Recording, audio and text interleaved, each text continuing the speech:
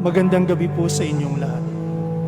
Today, my friends, we're celebrating the Annunciation, the solemnity of the Annunciation of the Lord, the festive celebration and memorial of that event that took place in the life of our Blessed Mother, which began the story of salvation here on earth.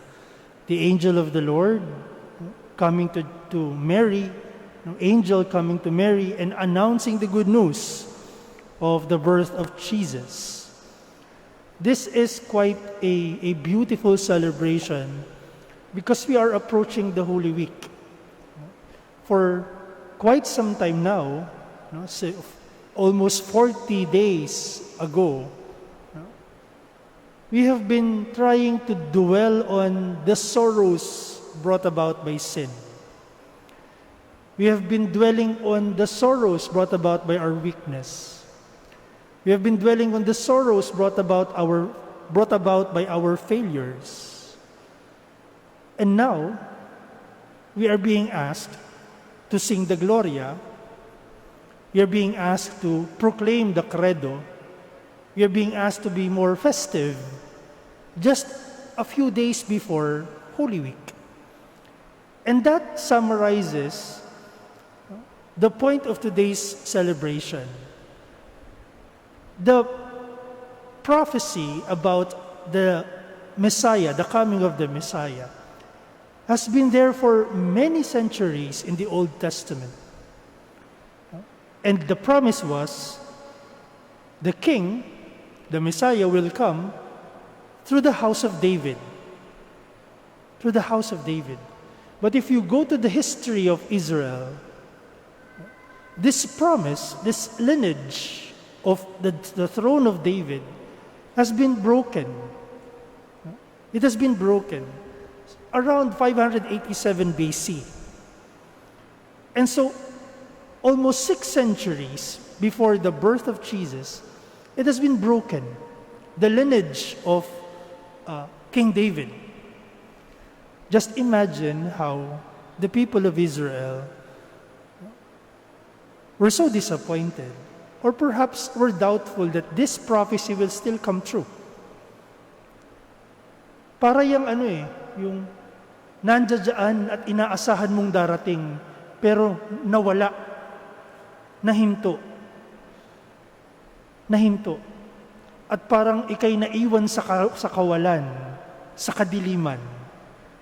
And then, all of a sudden, the angel Gabriel appeared to a lady, to a woman named Mary, and announced to her the good news.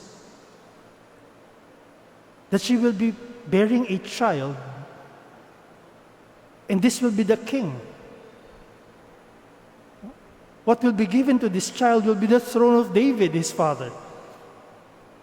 And so, the Annunciation of the birth of Jesus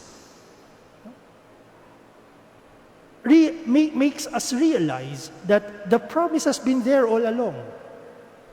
It has been underground. Hindi siya nawala, kundi nandoon siya. And so when it happened, when the Annunciation happened, it was like a surprise for Mary. Not only because she did not understand how she will be bearing a child, but because of the prophecy. The prophecy will come true. The prophecy will happen. The Messiah will come. This is the good news. And so it was worth announcing. And in today's liturgy, as we approach the Holy Week, it is worth celebrating. Just like how we are doing it now, as I do it now in front of the cameras, in an empty church, it is still worth celebrating because it is good news. And the character of this good news, at the center of it, we find Christ. We find authentic goodness, truth, selflessness, how can this be relevant, important in my life right now? You ask yourself, are you a good news to others? Is your life, your presence, your word, good news to others? Good news that is centered on Christ's love. A good news that is centered on hope. A good news that is centered on giving life to others. Mabuting balita ka ba? Mabuting balita ka ba? Dahil ito ang hinihintay ng marami sa atin. Lalo ngayong panahon ng pandemya. Lalo sa mga taong may pinagdaraanan. Lalo sa mga taong dumadaan sa kadiliman ng buhay. Ang hinihintay nila, mabuting balita. At kung ikaw ay tumanggap sa mabuting balita ng pagsilang ng Panginoon, kung ikaw ay tunay na nakakaunawa rito, ikaw mismo ang magiging daan, ikaw mismo ay magiging mabuting balita. And so today, my friends, as we thank the Lord for this good news brought by the angel Gabriel to Mary, as this good news is announced to our Blessed Mother, let us take part in this beautiful celebration by becoming good news ourselves. Maraming mga nangyayari,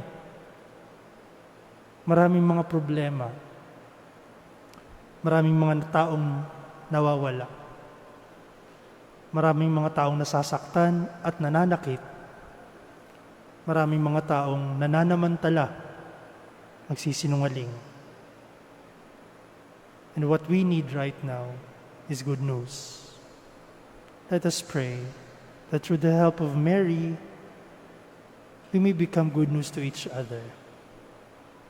Na sana sa bawat salitang mamumutawi sa ating bibig, sana sa bawat ideyang lalabas sa ating mga isip, sana sa bawat emosyon na mararamdaman ng ating puso, at bawat aksyon at gawain na ating gagawin, magandang balita ang may dudulot sa iba. A promise that is fulfilled. Salvation, life, given to the weak.